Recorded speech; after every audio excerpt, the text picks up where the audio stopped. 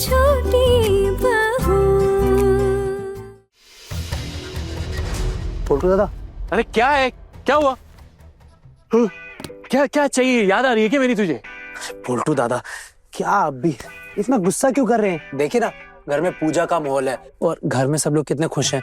अब आपका मूड ठीक नहीं रहेगा तो फिर घर के बाकी लोगों का मूड भी खराब रहेगा ना आपकी वजह से।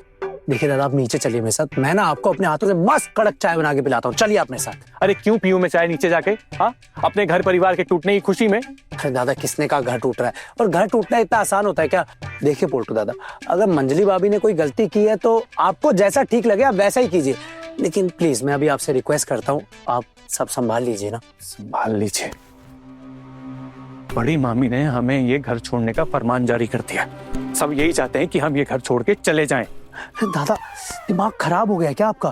हाँ, ऐसे कैसे आप घर छोड़ के चले जाएंगे? अरे बचपन से इसी घर में रहे हैं, इसी घर में बड़े हुए हैं, अब आप घर छोड़ के जाएंगे भी तो जाएंगे कहाँ? बताइए आप मुझे। दादा, आप ये सब बातें छोड़िए, आप इस घर को छोड़ के नहीं जाएंगे, मैं बोल रहा हूँ, कोई कहीं नहीं जाएगा यहाँ से। तू है कौन?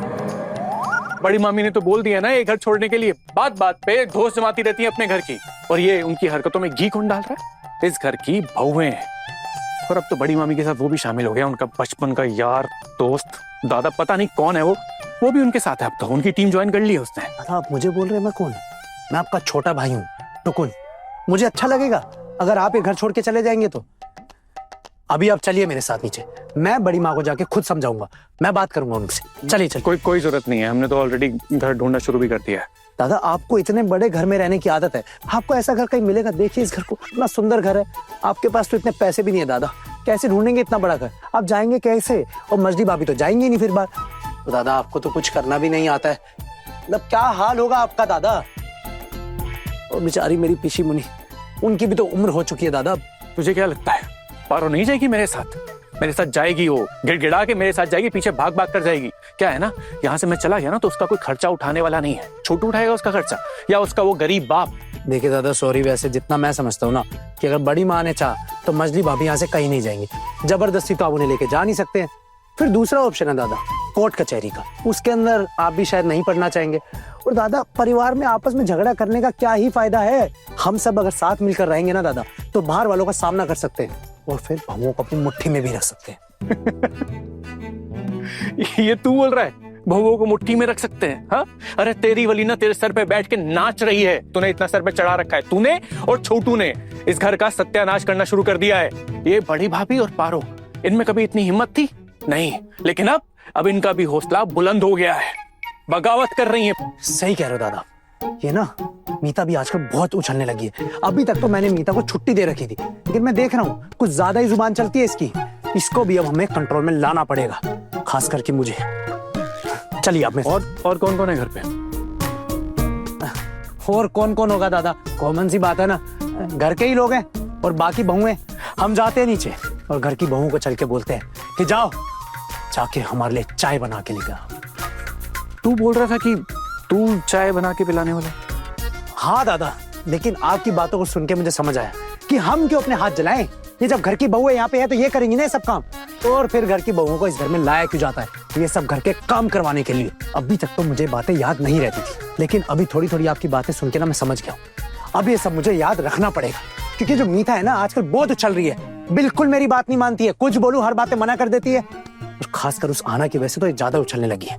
देख, तू तो यहाँ से फिर भी चला जाएगा, हमें तो यहीं रह के ये सब कुछ झेलना है और अपनी आंखों के सामने सारी बर्बादी देखनी पड़ेगी। दादा, आप हो ना यहाँ पे, आप सब संभाल लोगे, मुझे पूरा विश्वास है आप पे जिम्मेदारी है इस घर की।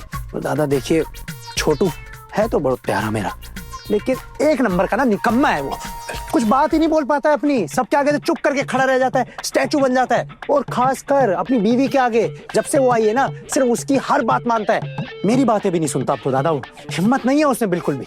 और फिर हमारे दादा भाई तो बेचारे बैल बुद्धि, भोले भाले, कुछ बोलते ही नहीं है, वो तो क्या ही करेंगे। चलिए छोड़िए, इसमें उनकी भी गलती नहीं है, लेकिन बड़ी भाभी भी ज्यादा कुछ नहीं कर पाती। मेरी ऑब्जर्वेशन स्किल बहुत अच्छी है दादा, मैं बता रहा हूँ आपको। आना और जो बाकी की दो बहू है ना, उनके दम पर उछलती हैं, वो भी इसलिए बोल पा रही है इतनी सारी बातें। और सबसे बड़ी बात ये है ना कि बड़ी मामी को ना उन्होंने अपने वश में कर लिया है, उनके साथ शामिल हो गई हैं। बड़ी मामी जो हरकतें कर रही हैं ये उनको शोभा देती हैं? नहीं, तू मुझे बता, ये शोभा देती हैं क्या उनको? पूरी तरह से अपने वश में करके रखा है उन्होंने। बड़ी मामी ना इस घर को उजाड़ रही हैं, घर की बहुओं के साथ मिलकर बर्बाद करके रख दिया सब कुछ। लोग छी छी कर रहे हैं। इसीलिए बोल रहा हूं दादा, अब मैं समझ गया हूं, मैं मूर्ख था, नादान था, बेवकूफ था। अब हमें मिलके इनको कंट्रोल में लाना पड़ेगा, इससे पहले बात और बिगड़े, क्योंकि बात ना बहुत बिगड़ती जा रही है। सच बात तो यह है कि मेरे ससुराल वाले आए थे, उन्होंने ही समझाया मुझे ये सब। अच्छा अच्छा अच्छा, वही मैं सोचूं कि अचानक से टुकुन में अकल कहां से आ गई। हाँ, ससुराल वालों ने समझाया तो सब समझ गया। तो इतने दिनों से भाई सब कुछ समझा रहे थे, तब तेरे कानों तक एक बात नहीं पहुंची।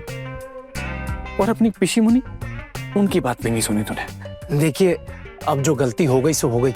अब प्लीज माफ कर दीजिए ना अपने इस टुकुन को, कब तक नाराज रहेंगे। लेकिन अब मैं आपकी बात समझ चुका हूं, मैं आपके साथ हूं पोल्टू दादा। अब हम मिलके इनको कंट्रोल में लेंगे। चलिए दादा, आइए।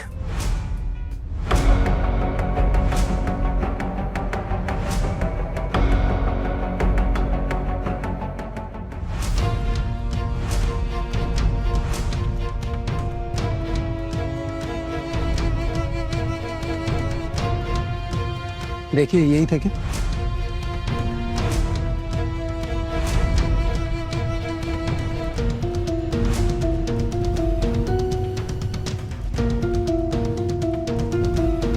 ये जो खिचड़ी की हांडी हो चुकी है ना तैयार, मैं ये लेकर जा रहा हूँ। हाँ हाँ, यही है।